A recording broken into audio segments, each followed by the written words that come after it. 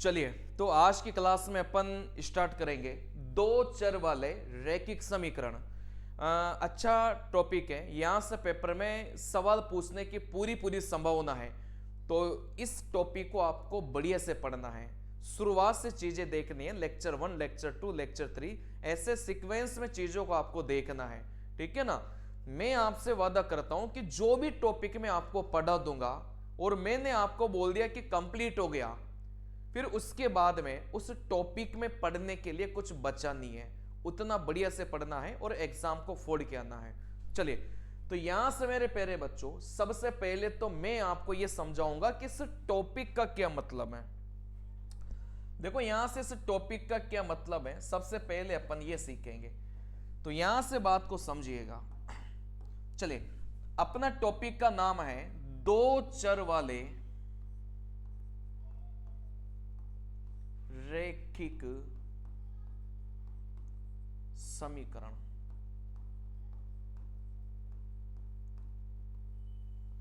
English में अगर इसकी मैं बात करूं तो लीनियर इक्वेशन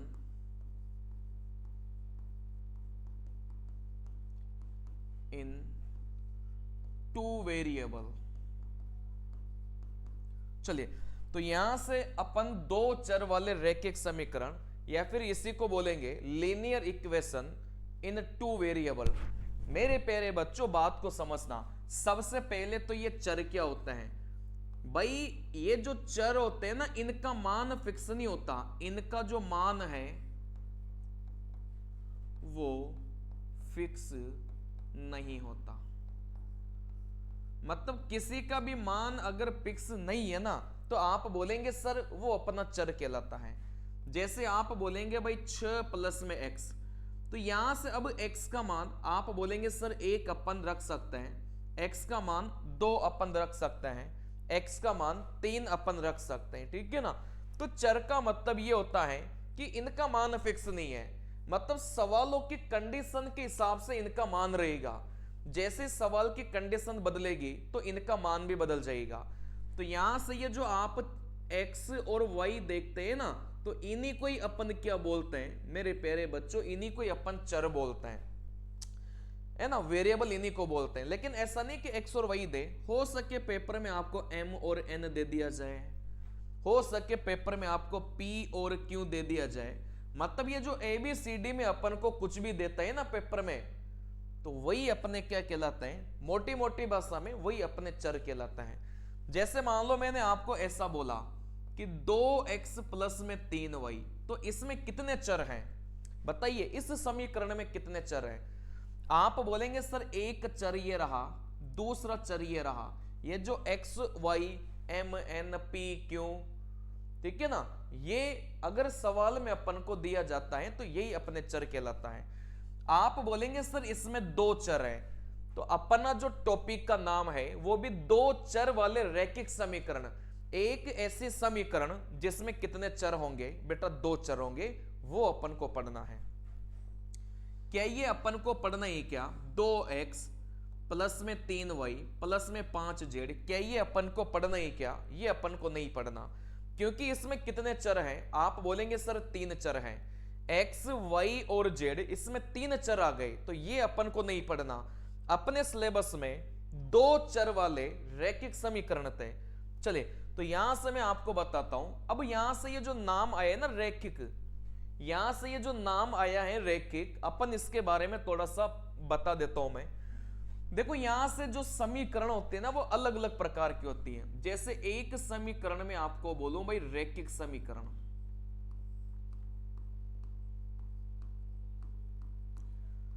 इसी को अपन बोलेंगे लीनियर इक्वेशन। चलिए, तो यहां से रैखिक समीकरण में मेरे प्यारे बच्चों क्या होगा कि जो चर की पावर है आपको हमेशा 1 मिलेगी। भाई समीकरण में अपने चर होंगे, चर मतलब x और y होंगे, उनकी पावर में अगर 1 है ना, तो वो अपनी कौन सी समीकरण हो जाएगी बेटा, वो अपनी रैखिक समीकरण हो जाएगी। जैसे मान लो मैंने यहां से लिखा 2x प्लस में 3y बराबर में 7 मैंने लिखा, तो सबसे पहले तो इसमें बताओ भाई इसमें कितने चर हैं। आप बोलेंगे सर 2 चर हैं। एक चर ये हो गया और दूसरा चर ये हो गया, मतलब इसमें दो चर हैं। ये क्या रैखिक समीकरण है क्या? बिल्कुल ये रैखिक समीकरण है, क्योंकि इसमें जो चर है ना x और y, उनकी पावर कितनी है? आप बोलेंगे एक है। मतलब जैसे x की पावर में मैंने 2 लिखा तो आप बोलेंगे सर पावर में 2 है। x की पावर में 3 लिखा, आप बोलेंगे सर इसमें पावर 3 है। लेकिन अगर मैंने x को ऐसे कैसे ही रखा तो आप बोलेंगे जैसे x है, आप बोलेंगे पावर में अगर कुछ नहीं है ना तो आप बोलेंगे भाई इसकी पावर कितनी है? आप बोलेंगे 1 है। पावर में अगर कुछ नहीं देके रखा तो आप बोलेंगे सर पावर में कितना है? आप बोलेंगे 1 है। तो यहां से इस समीकरण के बारे में आप लोग क्या बोलेंगे? इस समीकरण के बारे में बोलेंगे सर इसमें 2 चर हैं। कौन कौन से? आप बोलेंगे एक चर तो x था, दूसरा चर इसमें कौन सा है? बेटा वही है। क्या ये रैखिक समीकरण है क्या? बिल्कुल रैखिक समीकरण है, क्योंकि यहां से अपन बोलेंगे सर इसकी जो पावर है ना x और y की, आप बोलेंगे सर पावर कितनी है? यहां से 1 है। भाई पावर में कुछ नहीं देके रखा हो ना तो आप बोलेंगे सर पावर में 1 है। इसी वजह से इस टॉपिक का नाम क्या पड़ा कि एक ऐसे समीकरण अपन को पढ़ना है जो रैखिक हो और यहां से कितने चर हो? बेटा यहां से 2 चर हो। तो टॉपिक का नाम समझ में आपको आ गया होगा कि 2 चर वाले रैखिक समीकरण। एक ऐसे समीकरण जो रैखिक हो, मतलब चर की पावर 1 हो, और यहां से कितने चर होने चाहिए? बेटा यहां से 2 चर अपने होने चाहिए। तो ये अपन को पढ़ना है। वैसे यहां से आप बोलेंगे सर एक समीकरण होती है द्विघात समीकरण। चलिए, तो यहां से द्विघात है ना, इंग्लिश में इसको बोलेंगे क्वाड्रेटिक इक्वेशन। तो यहां से अपन बोलेंगे सर द्विघात समीकरण में आप बोलेंगे भाई जो चर की पावर है वो कितनी रहेगी? आप बोलेंगे सर चर की पावर यहां से 2 रहेगी। जैसे यहां से मैं आपको बोलूं भाई 3x² प्लस में 4x प्लस में 5 बराबर में 0। तो यहां से आप मुझे बताइए, यहां से आप लोग मुझे बताइए कि चर की पावर में कितना है? आप बोलेंगे सर चर की पावर में 2 है। अगर इस चर की पावर में मतलब x की पावर में अगर 2 है तो उसको बोलेंगे अपन द्विघात समीकरण। वैसे मान लो नाम से पता चल गया कि त्रिघात क्या होगा?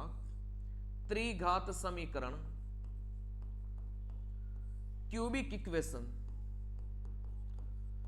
आप बोलेंगे त्रिघात मतलब जो पावर है ना घात वो अपनी कितनी रहेगी? आप बोलेंगे सर 3 रहेगी। जैसे मान लो मैं यहां से बोलूं मैं 3x की पावर 3 4x² 5x प्लस में 7 बराबर में 0। तो आप यहां से बोलो भाई इस समीकरण में जो सबसे बड़ी पावर है ना, हमेशा सबसे बड़ी पावर आपको देखना है। भाई वैसे तो 2 हैं तो आप इसको द्विघात समीकरण थोड़ी बोलेंगे, सबसे बड़ी पावर अपन को देखनी रहती है। जैसे ये समीकरण है आप बोलेंगे सबसे बड़ी पावर 3 है तो इसको अपन त्रिघात समीकरण बोलेंगे। जैसे ये समीकरण है आप बोलेंगे सबसे बड़ी पावर इसमें 2 है तो आप इसको द्विघात समीकरण बोलेंगे। जैसे अपने पास में ये समीकरण है, इसमें x और y की जो पावर है वो आप बोलेंगे सर 1 है, तो फिर इसको अपन क्या बोलेंगे? रैखिक समीकरण बोलेंगे, लीनियर इक्वेशन अपन बोलेंगे। तो अपने सिलेबस में ये है, अपन को ये पढ़ना है। द्विघात समीकरण भी अपने सिलेबस में है जो मैंने आपको पढ़ा दिया है, ठीक है ना। चलिए अब यहां से अपन आगे की बात करेंगे। भाई पेपर में जो सवाल है ना वो कैसे कैसे आते हैं अपन वो देखेंगे सीधा।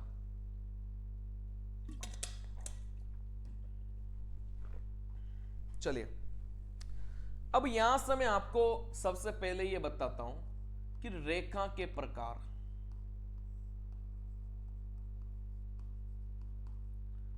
चलिए सबसे पहले मैं आपको यहां से बताता हूं कि जो लाइंस होती है ना रेखा, उसके कितने प्रकार होते हैं, वो कितने प्रकार की होती हैं। तो सबसे पहला प्रकार मैं यहां से लिख रहा हूं प्रतिच्छेदित रेखा।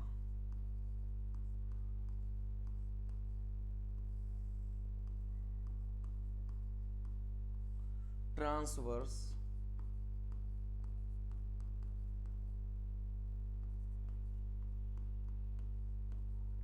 चलिए, तो यहां से सबसे पहली रेखा होती है प्रतिच्छेदित रेखा, इसको ट्रांसवर्स लाइन बोला जाता है। देखो यहां से कुछ नहीं है, यहां से कुछ नहीं है, अगर एक लाइन दूसरी लाइन को काटेगा तो नाम से पता चल रहा था कि ये कौन सी रेखा है, बेटा ये प्रतिच्छेदित रेखा है। तो आप बोलेंगे भाई जब एक लाइन दूसरी लाइन को काटेगा ना तो इसी को बोला जाता है प्रतिच्छेदित लाइन। चलिए, फिर यहां से अपन बोलेंगे दूसरे प्रकार की जो रेखा है, आप बोलेंगे सर समांतर रेखा।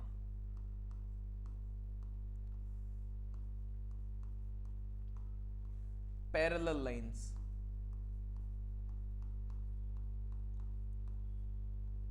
चलिए, तो यहां से जो समांतर रेखा होती है आप बोलेंगे सर इस प्रकार की होती है, समांतर रेखा अपनी इस प्रकार की होती है, ठीक है ना। मतलब ये जो दोनों रेखा है कभी भी एक दूसरे को नहीं काटेगी। तो यहां से आप लोग लिख सकते हैं कभी भी नहीं काटेगी। चलिए, तो यहां से ये जो समांतर रेखा होती है ये कभी भी एक दूसरे को नहीं काटेगी, है ना। अपन इसी को समांतर रेखा इसको बोलते हैं। चलिए, तीसरे प्रकार की जो रेखा है उसका नाम है समपाती रेखा। चलिए, यहां से ये समपाती रेखा क्या होती है, देखो यहां से जब एक रेखा दूसरी रेखा को काटेगी तो आप बोलेंगे प्रतिच्छेदित रेखा। जब एक रेखा दूसरी रेखा को कभी नहीं काटेगी तो इसको बोला जाता है बेटा समांतर रेखा। और यहां से समपाती रेखा क्या होती है, जब एक रेखा एक लाइन दूसरी लाइन के ऊपर होती है ना तो इसी को बोला जाता है मेरे प्यारे बच्चों समपाती रेखा। जब एक लाइन दूसरी लाइन के ऊपर होती है तो इसी को बोला जाता है समपाती रेखा। तो यहां से मैं लिख देता हूं रेखा है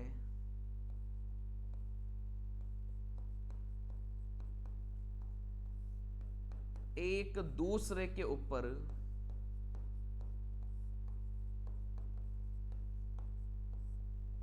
रहेगी। चलिए, तो यहां से अपन बात करेंगे भाई समपाती रेखा, जब एक रेखा दूसरी रेखा के ऊपर रहेगी इसी को बोला जाता है मेरे प्यारे बच्चों समपाती रेखा। तो इसको एक बार आप लोग देख लो ऊपर वाली नजर से, है ना, इसको बढ़िया से देख लो एक बार।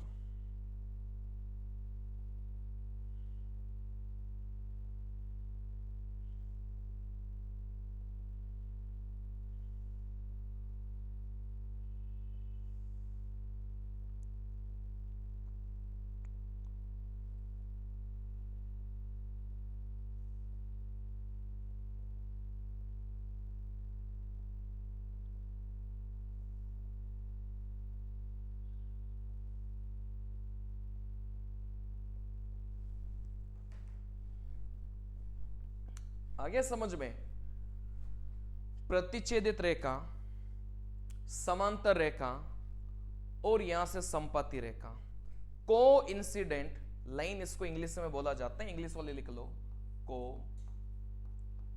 Incident line. चलिए, तो यहां से मेरे प्यारे बच्चों प्रतिच्छेदित रेखा, समांतर रेखा और समपाती रेखा का मतलब बस मैंने आपको समझाया है, ठीक है ना। चलिए, अब यहां से अपन आगे की बात करेंगे, यहां से अपन आगे की बात करेंगे।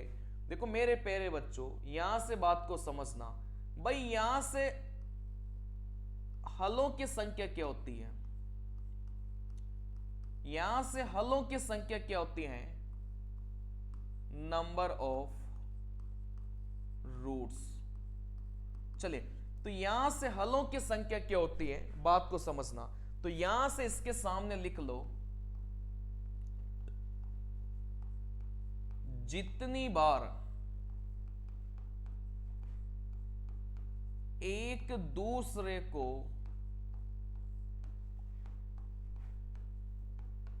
काटेगी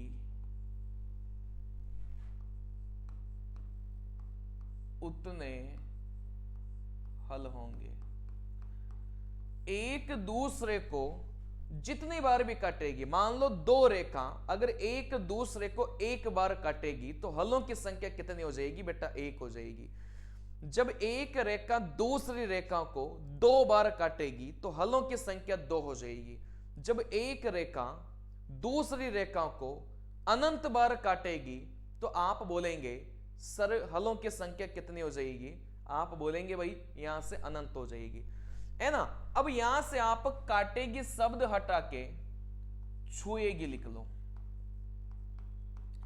जब एक रेखा दूसरी रेखा को जितनी बार भी छुएगी ना, अब यहां से जब आप काटने की बात करेंगे, क्या ये एक रेखा दूसरी रेखा को यहां से टच नहीं कर रही? क्या बिल्कुल टच कर रही थी। तो आप बोलेंगे सर एक रेखा दूसरी रेखा को जितनी बार भी टच करेगी ना, जितनी बार भी छुएगी, आप बोलेंगे सर उतने हलों की संख्या होगी। जैसे मैं आपको बोलता हूं, जैसे मान लो मैंने 2 रेखा बनाई, मान लो यहां से मैंने 2 रेखा बनाई, तो आप मुझे यहां से बताओ भाई हलों की संख्या क्या हो जाएगी? हल की संख्या, हल का मतलब यहां से आप बोलेंगे सर मूल होते हैं। मूल का मतलब इंग्लिश में बोला जाता है जीरोज, ठीक है ना। चले, या फिर रूट अपन बोलते हैं, तो नंबर ऑफ रूट्स की बात करें, इसको हिंदी में हलों की संख्या भी बोला जाता है और हिंदी में मूलों की संख्या भी इसको बोला जाता है, ठीक है ना। ये जो हल है इसको अपन मूल भी बोलते हैं। तो मैंने आप इन दोनों रेखाओं को देखकर बताओ भाई हलों की संख्या कितनी हो जाएगी। ये दोनों रेखा एक दूसरे को देखो कितनी बार काटेगी? आप बोलेंगे सर एक बार काटेगी, तो यहां से हलों की संख्या कितनी हो जाएगी? आप बोलेंगे सर 1 हो जाएगी। चले, फिर यहां से मैं आपको दूसरी बात बताता हूं। एक रेखा मेरी ये थी, दूसरी रेखा मेरी ये है। आप मुझे बताओ कि यहां से हलों की संख्या कितनी होगी,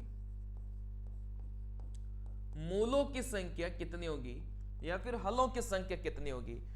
पहले नंबर की लाइन दूसरे नंबर की लाइन को कितनी बार काट रही थी? आप बोलेंगे सर ये तो एक दूसरे को काट ही नहीं रही, तो यहां से हलों की संख्या कितनी हो जाएगी? आप बोलेंगे 0 हो जाएगी, या फिर इसी को अपन लिख सकते हैं कोई हल नहीं। जब एक रेखा दूसरी रेखा को एक बार काटेगी तो आप बोलेंगे भाई हलों की संख्या 1 हो जाएगी।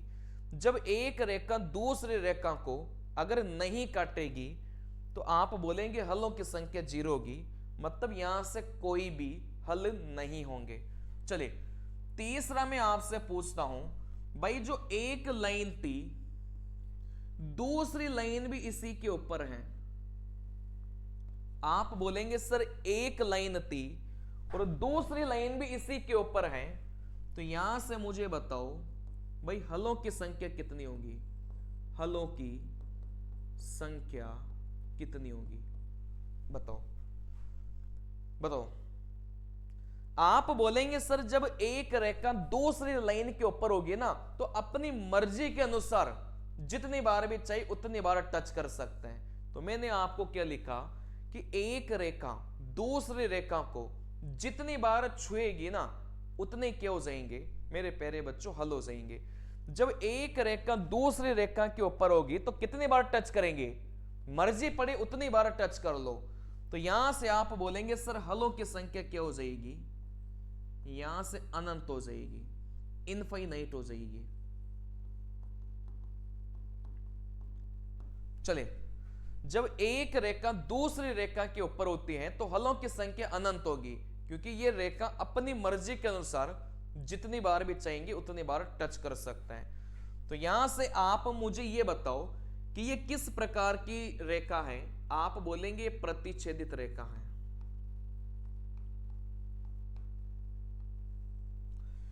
ये किस प्रकार की रेखा है?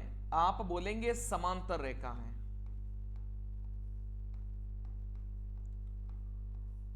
और यहां से ये किस प्रकार की रेखा है? आप बोलेंगे समपाती रेखा है, कोइंसिडेंट लाइन है।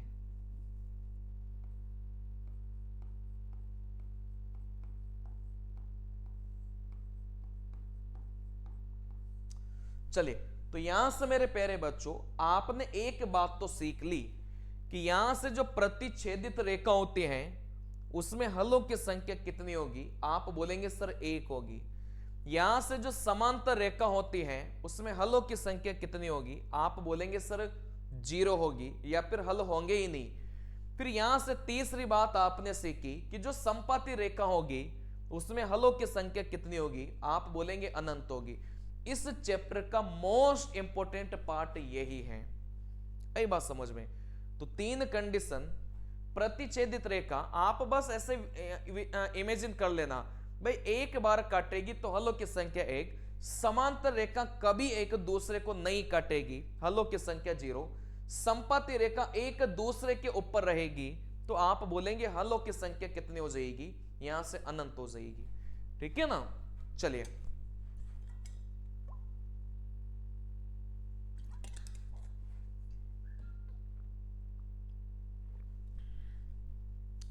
अब यहां से अपन बढ़ते हैं मेरे प्यारे बच्चों, आगे की तरफ अपन बढ़ते हैं, है ना? बात को समझना, धीरे धीरे आराम आराम से चीजें चलेंगे। नोट्स आप लोग क्लास के बाद बना लेना, ठीक है ना? अभी चीजों को समझ लो। और जो बच्चा रिकॉर्डेड देख रहा हो वो बच्चा क्या करे कि साथ साथ में नोट्स बनाता चले।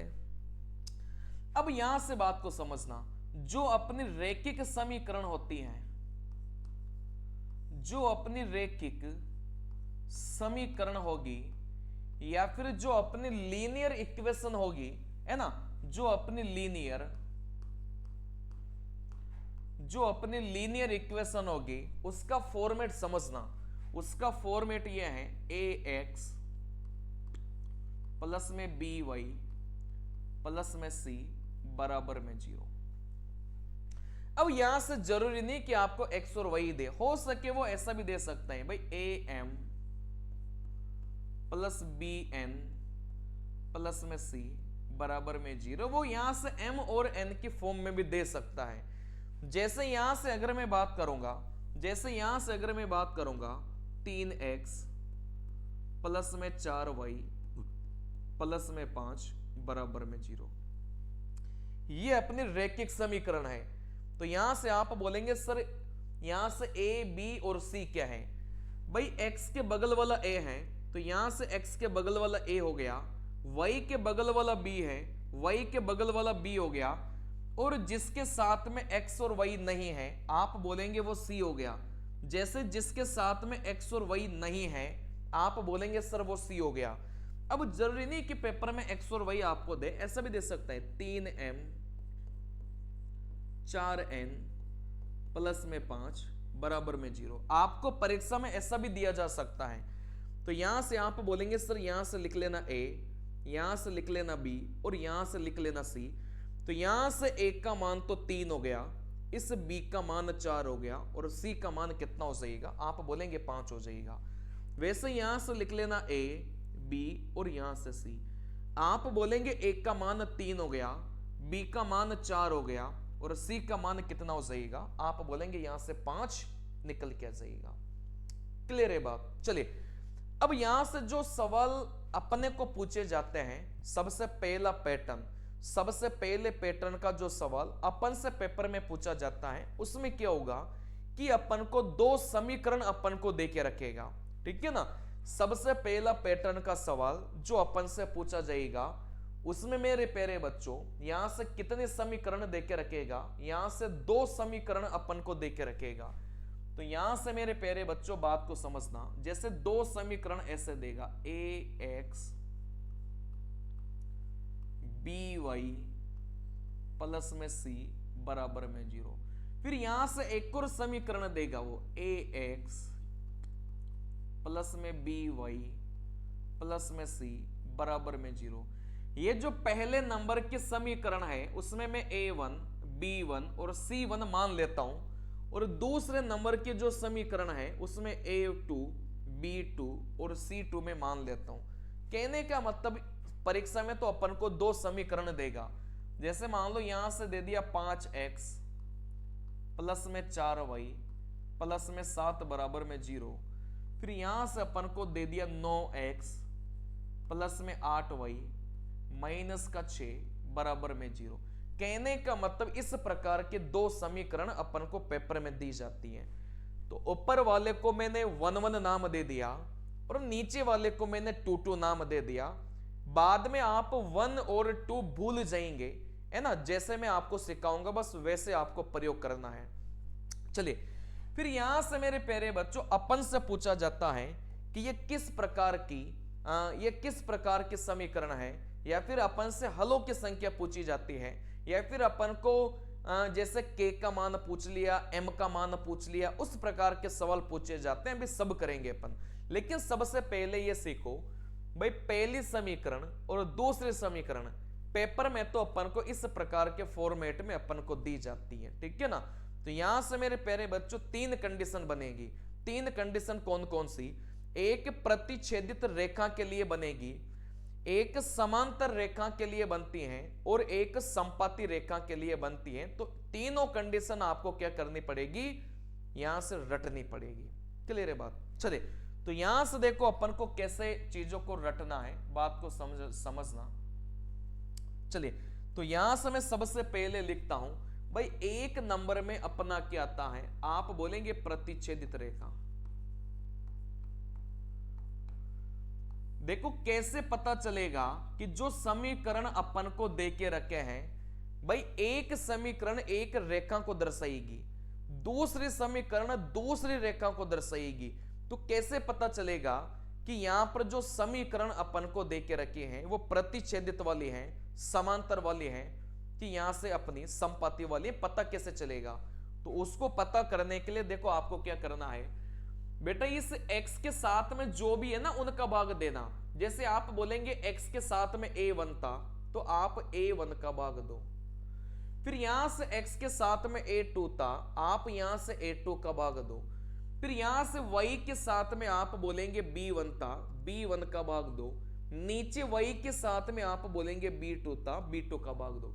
कहने का मतलब इन दोनों का भाग दो, और यहां से इन दोनों का भाग दो। ये दोनों का जब आप भाग देंगे तो ये आपस में बराबर नहीं आना चाहिए। अगर ये आपस में बराबर नहीं आता तो आप फिर उसको क्या बोलेंगे बेटा, प्रतिच्छेदित रेखा उसको बोलेंगे। जैसे मैं आपको बताता हूं, जैसे इन दोनों का भाग दो, आप बोलेंगे 5/9। फिर इन दोनों का भाग दो, आप बोलेंगे 4/8। अब 4 और 8 को आप लोग काटेंगे तो आप बोलेंगे सर ये कितना हो गया, यहां से ये 1/2 हो गया। तो 5/9 और 4/8 को आपने काटा तो 1/2। क्या ये आपस में बराबर है क्या? आप बोलेंगे आपस में बराबर नहीं है। देखो 2 चिन्ह होते हैं, ये वाला चिन्ह आपका बराबर वाला है, और जैसे ही मैं इसको काटूंगा तो ये वाला चिन्ह क्या बन जाएगा कि वो बराबर नहीं है। जैसे में 5 और इधर 5 है तो आप निशान लगाएंगे भाई बराबर है दोनों। जैसे 5 और 9 है तो यहां से आप मना करेंगे कि ये आपस में बराबर नहीं है। क्लियर है बात? चलिए, तो यहां से मेरे प्यारे बच्चों अपन ने इन दोनों का भाग दिया, अपन ने इन दोनों का भाग दिया, क्या ये आपस में बराबर है क्या? आप बोलेंगे सर बराबर नहीं है। चलिए, तो यहां से कहने का मतलब इनको आपस में डिवाइड करो, इनको आपस में डिवाइड करो। फिर यहां से अगर ये बराबर नहीं आते हैं तो फिर आप बोलेंगे भाई ये कौन सी रेखा है, ये प्रतिच्छेदित रेखा है। जैसे इन दोनों रेखा को देखकर अपन बता सकते हैं कि ये कौन सी रेखा है, आप बोलेंगे प्रतिच्छेदित रेखा है। क्यों? क्योंकि अपन ने इनको डिवाइड किया और अपन ने इनको डिवाइड किया, मतलब x वाले को डिवाइड किया और y वाले को अपन ने डिवाइड किया, ठीक है ना। अपन ने x वाले को डिवाइड किया, अपन ने y वाले को डिवाइड किया, दोनों बराबर नहीं हैं तो आप सीधा सीधा बोलेंगे कि यह प्रतिच्छेदित रेखा को दर्शा रहा था, ठीक है ना। चलिए, जैसे मान लो ऐसा आ गया कि 3/4, इधर भी आ गया 3/4। फिर आप बोलेंगे सर ये दोनों आपस में क्या है, ये दोनों आपस में बराबर हैं, क्या ये प्रतिच्छेदित रेखा है क्या? आप बोलेंगे नहीं है। प्रतिच्छेदित रेखा के लिए ये दोनों आपस में बराबर नहीं होना चाहिए, ठीक है ना। जैसे मैं यहां से बोलूं भाई 7/8 और यहां से आ गया 5/6, आप बोलेंगे सर ये आपस में बराबर नहीं है, तो फिर इनको अपन क्या बोलेंगे कि ये प्रतिच्छेदित रेखा है। चलिए, तो अभी इस सवाल में जब करेंगे ना अपन सारी चीजें क्लियर हो जाएगी। चलिए, अब यहां से बात को समझना, जब प्रतिच्छेदित रेखा की अपन बात करेंगे तो यहां से हल की संख्या, हलों की संख्या कितनी होगी? आप बोलेंगे सर 1 होगी, क्योंकि प्रतिच्छेदित रेखा कितनी बार काटेगी? आप बोलेंगे सर 1 बार काटेगी, तो हल की संख्या कितनी होगी? 1 होगी। देखो इसको एक और नाम दिया जाता है कि यहां से अद्वितीय हल होगा, अद्वितीय हल होगा। अब ये इसका मतलब क्या है भाई? अद्वितीय हल का मतलब क्या है? देखो अद्वितीय का मतलब कुछ नहीं होता बेटा, फिक्स होता है। फिक्स का मतलब क्या है? आपने बोल दिया कि हलों की संख्या 1 होगी, इसका मतलब जैसे मान लो x बराबर 5 आ गया, तो अगर इस x का मान फिक्स हो गया ना, अगर x का मान आपका फिक्स हो गया, तो आप बोलेंगे उसको एक नाम दिया गया है अद्वितीय। अगर मैं आपको बोलूं भाई x का मान 2 भी हो सकता है, 3 भी हो सकता है, 4 भी हो सकता है, 5 भी हो सकता है, 6 भी हो सकता है, तो आप बोलेंगे क्या x का मान फिक्स है क्या? आप बोलेंगे नहीं है। तो फिर इसको आप बोलेंगे कि यहां पर अद्वितीय हल नहीं है। लेकिन अगर यहां से x का मान 4 आपने फिक्स कर दिया, तो आप बोलेंगे कि x का मान फिक्स हो गया, इसको अपन अद्वितीय हल बोलेंगे। तो यहां से मेरे प्यारे बच्चों, यहां से इस नाम को आप लोग रट लेना, ठीक है ना? इस नाम को आप लोग रट लेना। जब भी प्रतिच्छेदित रेखा की बात करेगा, x और y आपस में बराबर नहीं होंगे, ठीक है ना? ये x वाला था, मैं यहां से लिख देता हूं, ये x वाला था और यहां से ये y वाला था, ये आपस में बराबर नहीं होंगे, हलों की संख्या 1 होगी और उसी को अपन बोलेंगे अद्वितीय हल, अपन उसको बोलेंगे। क्लियर है बात? चलिए फिर यहां से अपन आगे की बात अपन करेंगे। यहां से अपन आगे की बात करेंगे, दूसरे नंबर की जो लाइन थी वो आप बोलेंगे भाई समांतर रेखा। दूसरे नंबर की जो रेखा थी आप बोलेंगे भाई समांतर रेखा। समांतर रेखा क्या एक दूसरे को कभी काटेगी क्या? नहीं काटेगी, ठीक है ना? तो इसकी कंडीशन आप लोग रट लो। देखो यहां से आप लोग x को डिवाइड करो, भाई x वाले को डिवाइड करो तो a1 बटा a2, x वाले को अपन डिवाइड करेंगे a1 बटे में a2, फिर यहां से आप y वाले को भी डिवाइड करो b1 बटे में b2, और जिसके साथ में आपका x और y नहीं है आप उसको भी डिवाइड करो, मतलब आपको तीनों को डिवाइड करना है। तो जिसके साथ में आपका x और y नहीं था उसको भी आपको क्या करना है मेरे प्यारे बच्चों? डिवाइड करना है, मतलब सभी को डिवाइड करना है। इनको डिवाइड किया, देखो यहां से, इनको डिवाइड किया देखो यहां से, और इनको डिवाइड किया, आप बोलेंगे सर यहां से, ठीक है ना? तो समांतर रेखा की कंडीशन क्या बोलेगी भाई? आगे वाले तो बराबर होना चाहिए लेकिन पीछे वाले बराबर नहीं होना चाहिए। ये अपनी कंडीशन किसको दर्शाएगी बेटा? समांतर रेखाओं को दर्शाएगी।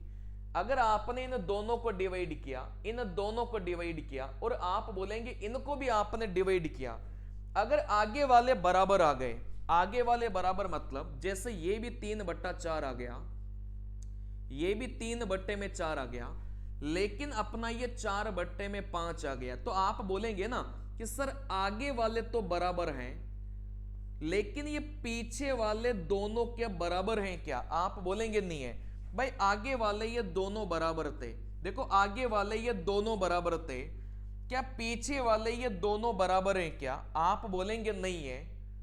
तो आप बोलेंगे भाई ये कौन सी रेखा को दर्शाएगा बेटा? समांतर रेखा को दर्शाएगा। क्लियर है बात? ठीक है ना? चलिए अब यहां से आप मुझे बताओ भाई हलों की संख्या कितनी होगी? 0। तो यहां से लिख लो कोई हल नहीं। एक और लिखो अद्वितीय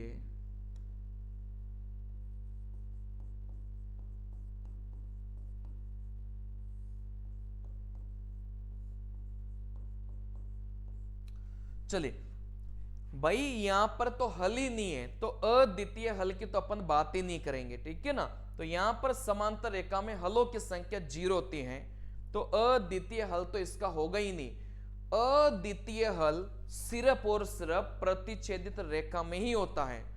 अद्वितीय हल सिर्फ और सिर्फ प्रतिच्छेदित रेखा में ही होता है, बाकी में नहीं होता। ठीक है ना। अभी अपन सवाल करेंगे।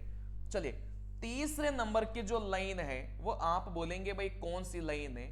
यहां से संपाती रेखा है।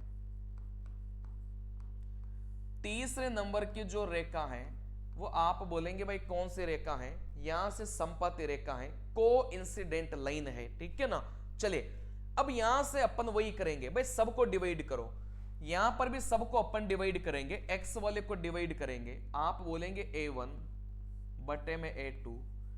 y वाले को यहां से डिवाइड करेंगे b1 बटे में b2। वैसे ही जिसके साथ में आप बोलेंगे भाई x और y नहीं है, आप उसको भी डिवाइड करेंगे। ठीक है ना।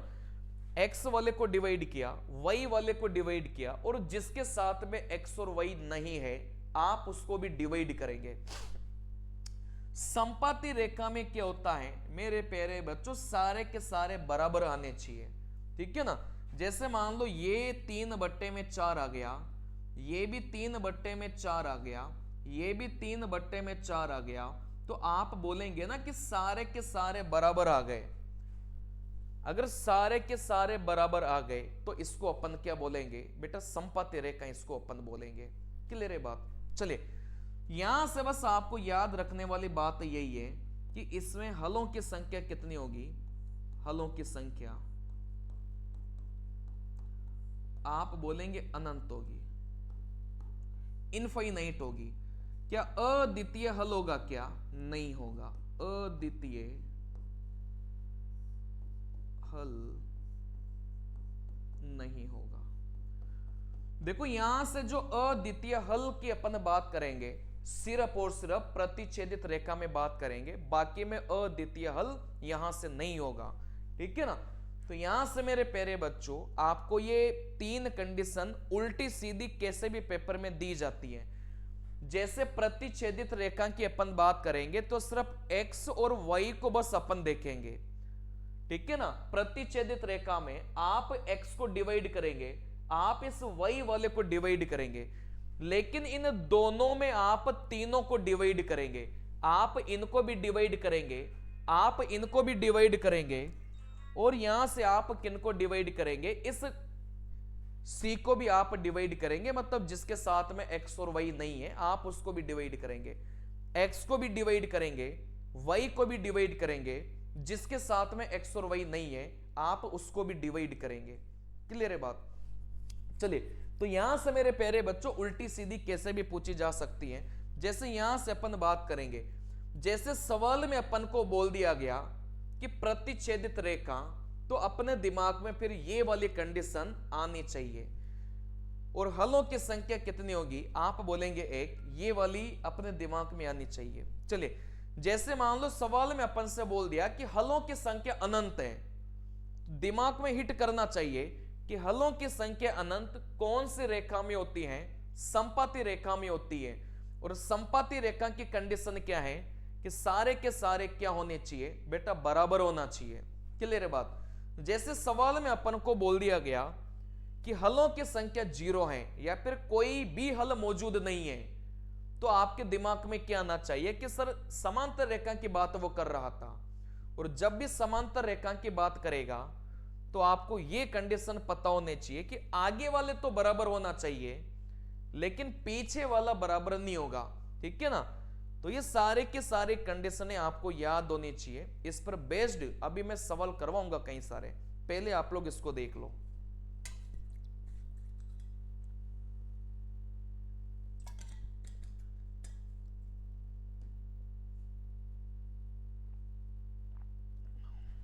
चलिए, अब यहां से आगे की बात समझना, यहां से आगे की बात समझना। देखो, यहां से आगे की बात समझना। सबसे पहले दोनों, आप एक बात को लिख लो, दोनों समीकरण का फॉर्मेट समान होना चाहिए। दोनों समीकरण का जो फॉर्मेट है ना वो आपका समान होना चाहिए। अगर समान नहीं है तो फिर आपको समान करना पड़ेगा। जैसे मान लो पहली समीकरण बोल दिया 5x प्लस में 3y बराबर में 7। दूसरी समीकरण अपन को बोल दिया कि 7x प्लस में 4y, आप बोलेंगे माइनस का 9। फिर आप बोलेंगे क्या इन दोनों समीकरण का फॉर्मेट सेम है क्या? बिल्कुल सेम है। x के नीचे x लिखा है, y के नीचे y लिखा है, और ऊपर भी बराबर के उधर संख्या है, नीचे भी बराबर के इधर संख्या है। तो आप बोलेंगे सर ये वाला फॉर्मेट क्या हो गया बेटा? पास हो गया, ठीक है ना। लेकिन मान लो अपनी समीकरण ऐसी होती कि 5x माइनस का 3y माइनस का 7 बराबर में 0, और इधर मान लो ऐसा होता बराबर में 8। क्या ये दोनों फॉर्मेट सेम है क्या? आप बोलेंगे सेम नहीं है भाई, x के नीचे x तो आ गया, y के नीचे y तो आ गया, लेकिन ऊपर वाली समीकरण में आप लोग देखेंगे कि यहां से जो संख्या है वो बराबर के इधर है। नीचे वाले फॉर्मेट में अगर आप लोग देखेंगे तो यहां पर जो संख्या है वो बराबर के उधर है। तो सबसे पहले अपन को यही सेम करना है, या तो जो संख्या है ना जिसके साथ में x और y नहीं है, या तो दोनों ही समीकरण में बराबर के पहले हो या दोनों ही समीकरण में बराबर के बाद हो, कोई फर्क नहीं पड़ेगा। आप या तो दोनों को ही बराबर के पहले कर लो या दोनों को ही बराबर के बाद कर लो, कोई फर्क नहीं पड़ेगा। तो आप लोग यहां से क्या करो, ऊपर वाली इक्वेशन को आप लोग ऐसे लिख लो 5x माइनस का 3y। अब यहां से ये जो माइनस का 7 है बराबर के उधर जाएगा तो प्लस का 7 हो जाएगा। यहां से ये जो माइनस का 7 है बराबर के उधर जाएगा तो क्या हो जाएगा बेटा? ये प्लस का हो जाएगा। अब यहां से दोनों समीकरण का जो फॉर्मेट है ना वो अपना क्या हो गया बेटा? समान हो गया। ऊपर में भी बराबर के उधर संख्या है, नीचे में भी बराबर के इधर संख्या है। तो यहां से अब अपन सारे के सारे क्या लगा सकते हैं बेटा? नियम कानून अपन लगा सकते हैं, ठीक है ना। चलिए अगली बात जो आपको याद रखनी है, जैसे मान लो मैंने आपको ऐसे बोला 3x बराबर में 7, यहां से 4y प्लस में 6y बराबर में यहां से 3। तो यहां से अपन क्या करते थे भाई? x को x से डिवाइड करो, आप बोलेंगे 3/4। y को y से डिवाइड करो, आप बोलेंगे 4/6। अब यहां से आप बोलेंगे सर जिसके साथ में x और y नहीं है, आप बोलेंगे सर उनको डिवाइड करो। सबसे पहले तो फॉर्मेट सेम कर लेना, ऊपर भी बराबर के उधर संख्या, नीचे भी बराबर के इधर संख्या, तो फॉर्मेट अपना सेम हो गया।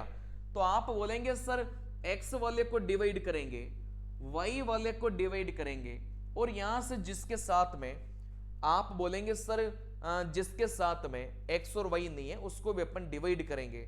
अब यहां से चिन्ह लगाओ भाई, ये 4 और 6 आपस में कट रहा था तो आप लोग काटो भाई। 2 से काटा 2 बार, 2 से काटा 3 बार, तो यहां से ये तो हो गया 3/4। इसको अपन ने काटा तो हो गया 2/3, इसको अपन ने काटा तो यहां से हो गया बेटा 7/3। आप इनको देख कर बताओ भाई ये कौन से प्रकार की रेखा है? भाई 3 ही प्रकार की रेखा होंगी। समपाती रेखा, समपाती रेखा में क्या होता कि अगर ये सारे के सारे बराबर होते तो आप बोलते समपाती रेखा है। क्या ये सारे के सारे बराबर हैं क्या? आप बोलेंगे बिल्कुल भी नहीं है, तो फिर ये समपाती रेखा नहीं है। चलिए समांतर रेखा में क्या बताया था कि आगे वाला बराबर होना चाहिए था और पीछे वाला बराबर नहीं होना चाहिए था। मैंने आपको समांतर रेखा में यह बताया था। क्या ये आगे वाले बराबर हैं क्या? आप बोलेंगे आगे वाले बराबर नहीं है, तो मेरे प्यारे बच्चों ये समांतर रेखा भी नहीं है। जब ये समपाती रेखा नहीं है, समांतर रेखा नहीं है, तो आप बोलेंगे ये फिर किस प्रकार के रेखा है? मेरे प्यारे बच्चों ये प्रतिच्छेदित रेखा है, क्योंकि प्रतिच्छेदित में इस पीछे वाले का कोई काम नहीं है। जब भी प्रतिच्छेदित रेखा की अपन बात करेंगे ना तो पीछे वाले का कोई काम नहीं है। अगर ये आगे वाले दोनों बराबर नहीं है तो आप सीधा सीधा बोलेंगे कि ये कौन सी रेखा है बेटा? प्रतिच्छेदित रेखा है, ठीक है ना। यही तो मैंने सिखाया था आपको। जब भी प्रतिच्छेदित रेखा की बात करेंगे तो आगे वाले से मतलब है, आगे वाले दोनों से मतलब है, x और y आगे वाले दोनों से मतलब है। अगर दोनों बराबर नहीं हैं तो आप बोलेंगे प्रतिच्छेदित रेखा। समांतर रेखा में आप बोलेंगे सर एक बार अपन को तीनों लिखना है, आगे वाला बराबर होना चाहिए, पीछे वाला बराबर नहीं होना चाहिए। चलिए, समपाती रेखा में सारे के सारे अपने बराबर होने चाहिए। जैसे यहां से मैं आपको एक और समीकरण लिखता हूं, यहां से 3x 5y बराबर में 7, यहां से 6x 10y बराबर में 9। इन दोनों समीकरण को देखकर बताओ कि ये कौन से प्रकार की रेखा है, समपाती रेखा है, प्रतिच्छेदित रेखा है, कि ये अपनी समांतर रेखा है। आप बोलेंगे सर डिवाइड करो, इन दोनों को डिवाइड करो, 3 को 6 से डिवाइड करो, फिर इन दोनों को डिवाइड करो, 5 को 10 से डिवाइड करो, फिर इन दोनों को डिवाइड करो, 7 को 9 से डिवाइड करो। अगर ये कट रहे हो तो आपको काटना है।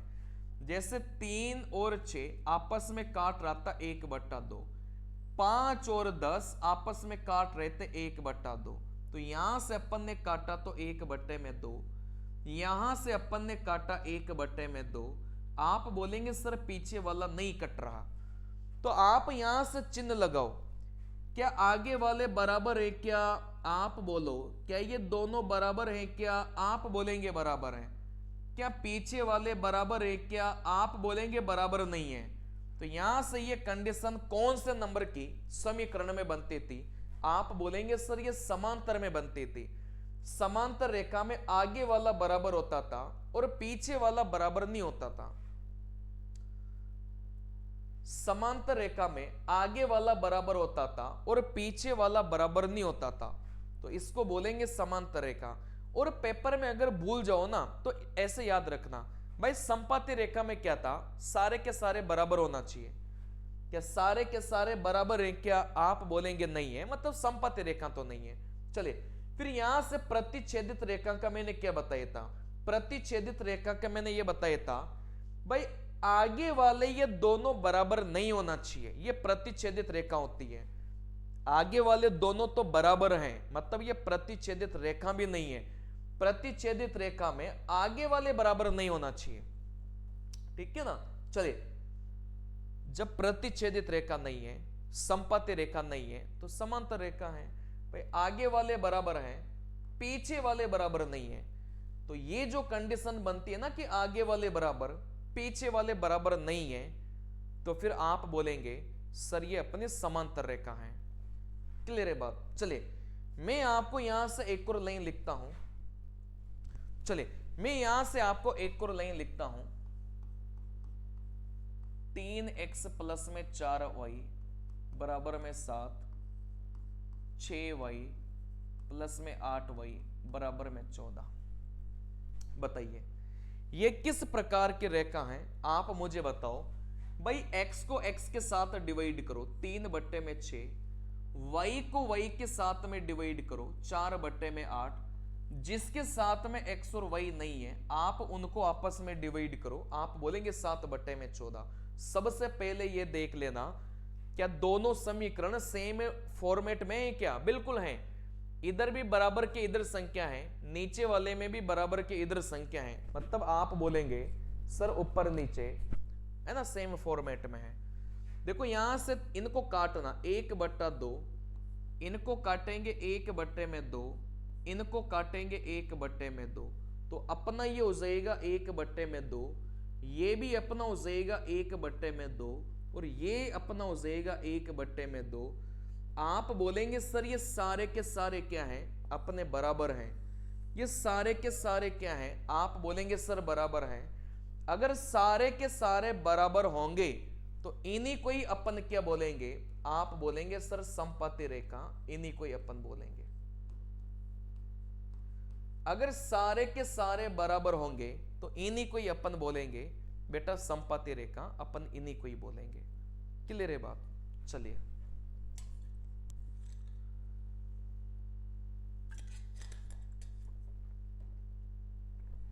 चलिए अब यहां से सवाल में अपन से जैसे k का मान पूछ लिया, m का मान पूछ लिया, तो मैं आपको सीधा सीधा बता देता हूं। जैसे अपन प्रतिच्छेदित रेखा की अपन बात करेंगे, जैसे अपन प्रतिच्छेदित रेखा की अपन बात करेंगे, तो आप यहां से क्या करना, x वाला लिखना और यहां से अपन y वाला लिखेंगे।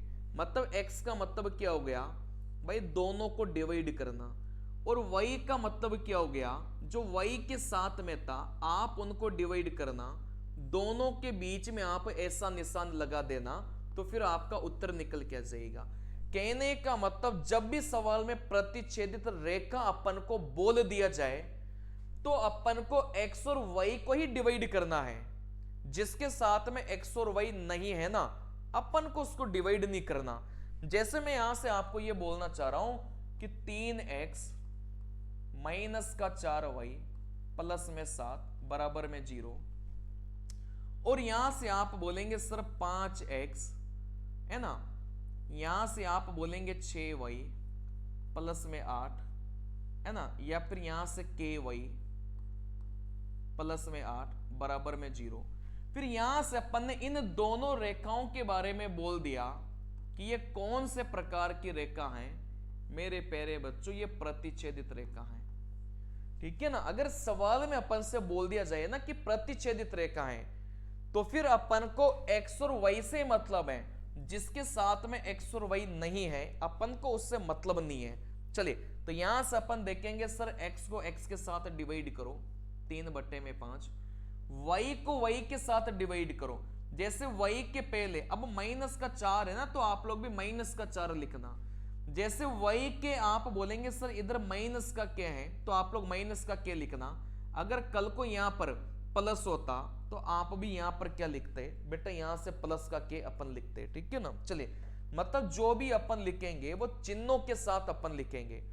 x को x के साथ डिवाइड किया, देखो y को y के साथ डिवाइड किया, मतलब y के पहले 4 था है ना, चिन्ह के साथ लिखा माइनस का 4। इस y के पहले आप बोलेंगे सर के हैं, चिन्ह के साथ लिखा माइनस का के। जब भी प्रतिच्छेदित रेखा की बात करेंगे तो ये दोनों बराबर नहीं होते। तो मैं आपको ये समझाना चाहता हूं कि जब भी प्रतिच्छेदित रेखा की अपन बात करेंगे ना, तो आगे वाले बस 2 से अपन को मतलब है, ये पीछे वाले नंबर से अपन को कोई लेना देना नहीं है। देखो माइनस से अपना माइनस कट गया। अब देखो इसको हल कैसे करना है मैं आपको बता देता हूं। जैसे अपन बराबर होता है ना, बराबर का निशान वज्र गुणा करते हैं ना, वैसे अपन को हल करना है। इन दोनों को आपस में ऐसे वज्र गुणा करो। इस k को 3 से गुणा करेंगे 3k, इस 5 को 4 से गुणा करेंगे 20, मतलब वज्र गुणा अपन को करना है। k को 3 से गुणा करेंगे 3k, 5 को 4 से गुणा करेंगे आप बोलेंगे 20, बीच में आप बोलेंगे सर है ना ये बराबर नहीं का निशान है, नॉट इक्वल टू का निशान है, तो अपन भी वही लगाएंगे। फिर यहां से इस 3 को हटाएंगे, आप नीचे लेकर जाएंगे। होता है ना, आप लोग ऐसे करते हो ना भाई, 3k बराबर में 20, 3 आपका नीचे जाएगा तो k बराबर कितना हो जाएगा 20/3। वैसे अपन को करना है। तो यहां से इस k का मान आप बोलेंगे 20/3 नहीं हो सकता, k का मान 20/3 आपका नहीं हो सकता। तो यहां से मैं थोड़ा सा आपको बता देता हूं। जैसे मान लो एक तो आ जाएगी k बराबर 5, एक आ जाएगी k और ऐसे करके 5, तो आप इसको बोलेंगे भाई k का जो मान है वो कितना है, आप बोलेंगे 5 है। लेकिन मान लो ऐसा आ जाए, मान लो ऐसा आ जाए तो आप बोलेंगे k का मान 5 को छोड़कर सभी। चलिए कहने का मतलब इस k का मान 5 नहीं हो सकता, 5 के अलावा k का मान कुछ भी हो सकता है। क्लियर है बात? चलिए बताइए।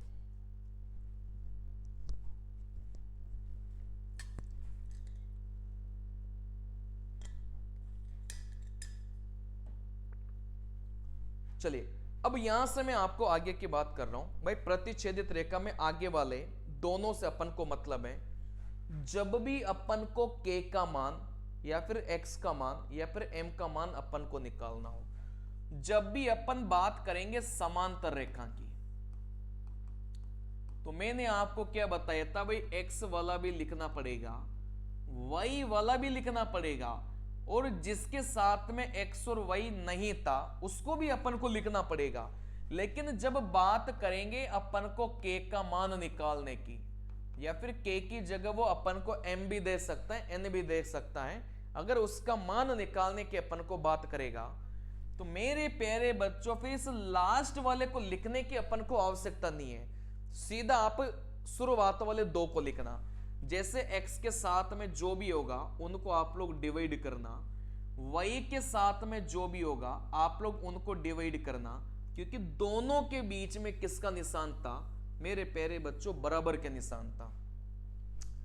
जब अपन को यह पता करना रहे कि ये रेखा किस प्रकार के रेखा हैं, तब तो अपन को तीनों को लिखना पड़ेगा। लेकिन अगर सवाल में अपन से k का मान पूछा जाए ना, और k का मान सबसे ज्यादा पेपर में पूछा जाता है, अगर सवाल में अपन को बोल दिया कि ये समांतर रेखा है, तो फिर आगे वाले दोनों को डिवाइड करके आप बराबर का निशान लगा लो, आपका उत्तर निकल के जाएगा।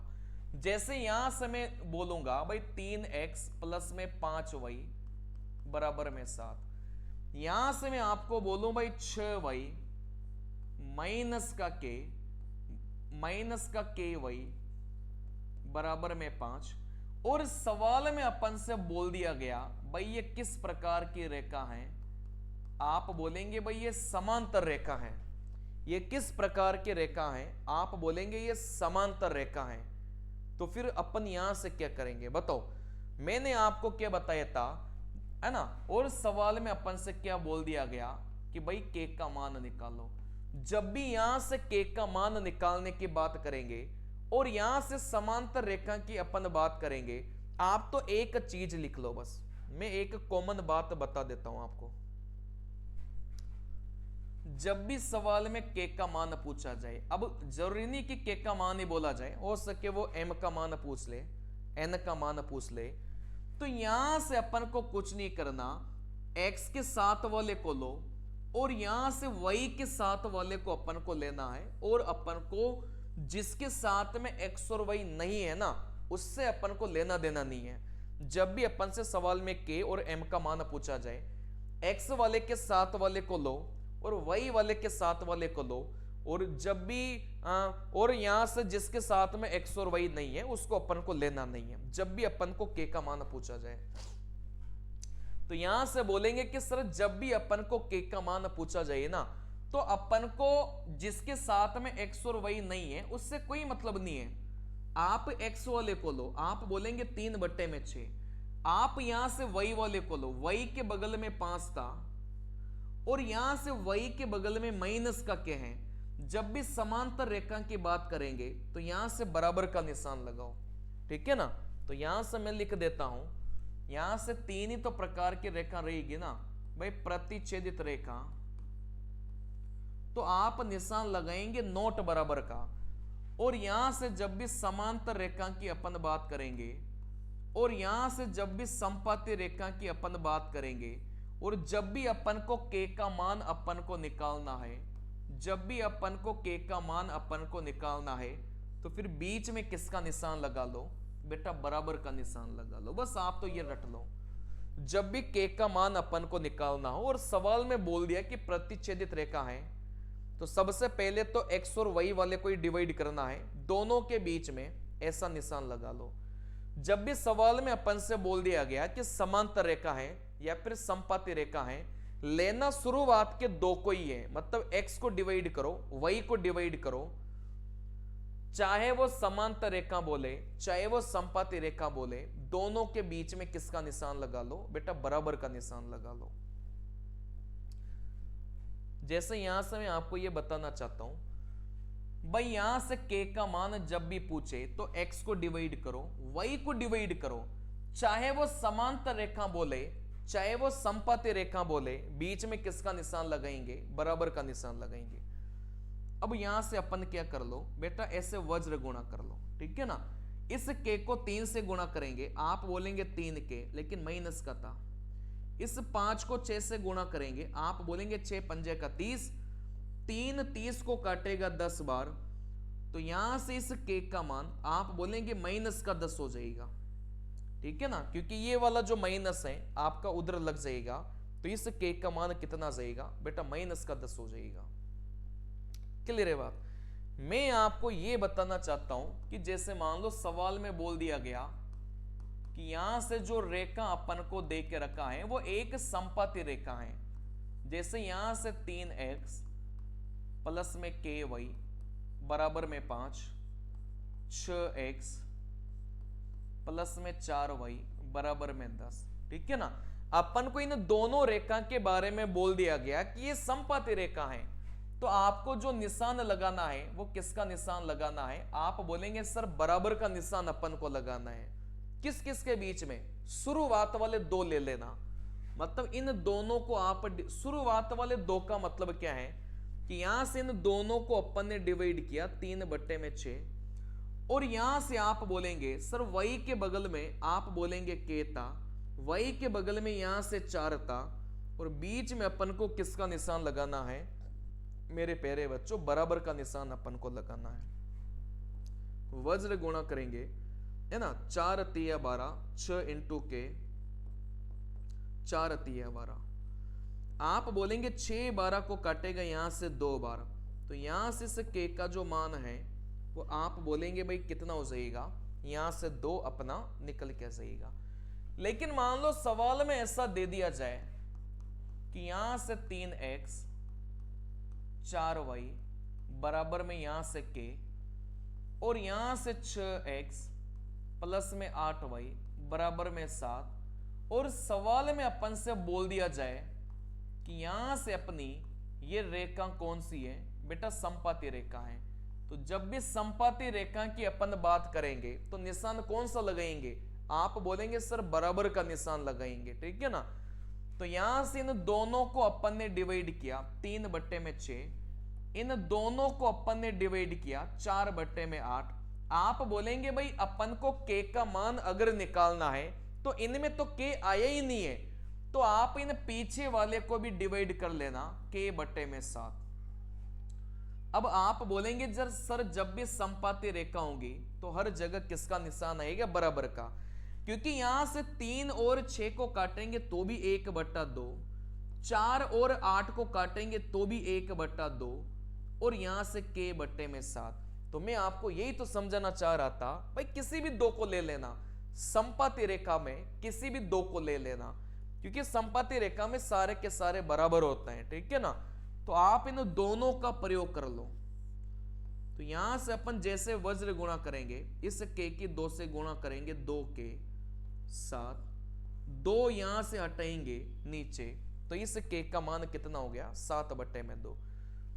समपाती रेखा अपन को बोल दिया तो हर जगह किसका निशान आएगा बेटा, बराबर का। इसको डिवाइड किया, इसको डिवाइड किया, इनको डिवाइड किया, हर जगह बराबर का निशान आएगा। तो आप बोलेंगे सर किसी भी दो का प्रयोग कर लो, जैसे मैंने इन दोनों का प्रयोग कर लिया, तो आप बोलेंगे सर यहां से k का मान कितना हो गया 7/, यहां से 2 अपना निकल के आ गया, ठीक है ना। चलिए, तो यहां से मोटा मोटा मैंने आपको यही सिखाया है, कि जब भी अपन यहां से प्रतिच्छेदित रेखा की बात करेंगे, x और y लो, सिर्फ x और y लो, और बीच में ऐसा निशान लगा लो। चलिए, जब भी अपन यहां से समांतर रेखा की बात करेंगे तो भी आपको x और y ही लेना है, और यहां से बीच में किसका निशान लगाना है बेटा, बराबर का निशान अपन को लगाना है। जब भी यहां से समपाती रेखा की बात करेंगे तो आप बोलेंगे सर ये तो सारे के सारे बराबर होते हैं समपाती रेखा में, तो हर जगह आप किसका निशान लगा लो बेटा, बराबर का निशान अपन लगाएंगे। जैसे मान लो मैं सवाल में आपको बताता हूं, यदि समीकरण पहले नंबर के समीकरण, दूसरे नंबर के समीकरण, तो मैं यहां से लिख देता हूं, 2x प्लस में 3y प्लस में 11 बराबर में 0। दूसरे समीकरण मैंने लिखा कि 6x प्लस में ky प्लस में 33 बराबर में 0। ये दो समीकरण मैंने यहां से लिख दी। अब सवाल में अपन को बोल दिया कि ये कौन सी रेखा है, आप बोलेंगे सर ये संपाती रेखा है, कोइंसिडेंट ये लाइन है। संपाती रेखा में क्या होता है मेरे प्यारे बच्चों, सारे के सारे बराबर होते हैं, यही होता है संपाती रेखा में। तो आप सबको क्या कर लो बेटा, बराबर कर लो, है ना, डिवाइड करो। इन दोनों को आप डिवाइड करेंगे 2/6, इन दोनों को डिवाइड करो भाई, y के बगल में 3 था और यहां से y के बगल में आप बोलेंगे क्या है, फिर इन दोनों को आप डिवाइड करेंगे 11/33। तो मैंने आपको यही बताया था कि संपाती रेखा में सारे के सारे क्या होते हैं बेटा, बराबर होते हैं। इसको डिवाइड किया, भले ही आपको इसको डिवाइड करने की आवश्यकता नहीं थी, ठीक है ना, चलिए, लेकिन मान लो मैंने कर लिया, क्योंकि बहुत बार पीछे वाला भी अपन से पूछ लिया जाता है। इनको डिवाइड किया, इन दोनों को डिवाइड किया, इन दोनों को डिवाइड किया, और हर जगह किसका निशान आएगा बेटा, बराबर का निशान आएगा। क्यों?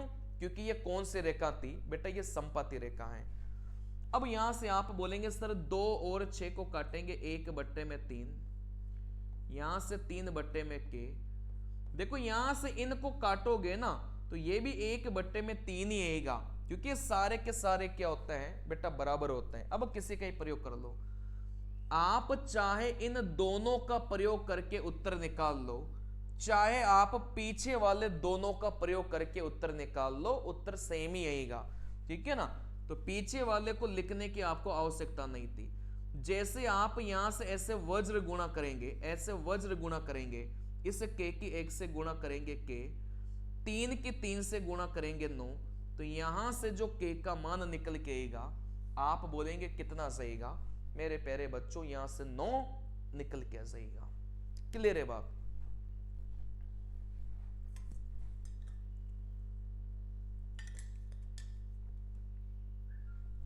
चलिए, जैसे मान लो अपन, है ना, अगला सवाल अपन करते हैं। समीकरण अपन को यहां से 2 समीकरण देके रखा है, 4x प्लस में 3y प्लस में 5 बराबर में 0। अगली समीकरण 6x माइनस का ky माइनस का 7 बराबर में 0। सबसे पहले ये देख लेना भाई, फॉर्मेट ऊपर वाला नीचे वाला सेम है क्या? बिल्कुल सेम है। ऊपर भी बराबर की इधर संख्या है, नीचे भी बराबर की इधर संख्या थी, मतलब ऊपर नीचे वाला फॉर्मेट अपना सेम है। या तो दोनों ही संख्या बराबर के उधर होनी चाहिए थी, या दोनों ही संख्या बराबर के इधर होनी चाहिए थी। सवाल में बोला गया था भाई कोई हल ना हो। अब आप मुझे बताओ भाई ये कौन से समीकरण है?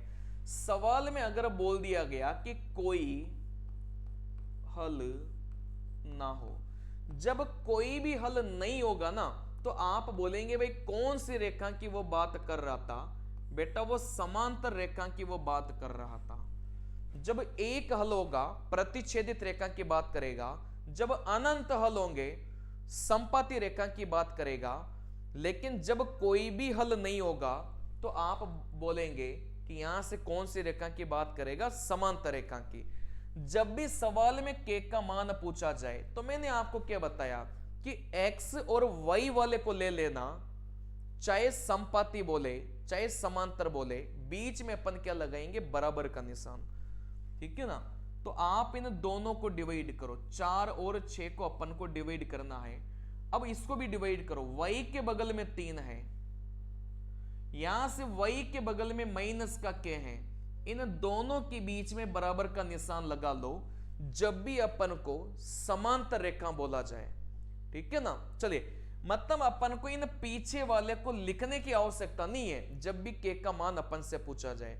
जब भी समांतर रेखा की बात करेगा, जब भी संपाती रेखा की बात करेगा, तो इन दोनों के बीच में x और y वाले के बीच में अपन किसका निशान लगाएंगे बेटा, बराबर का निशान लगाएंगे।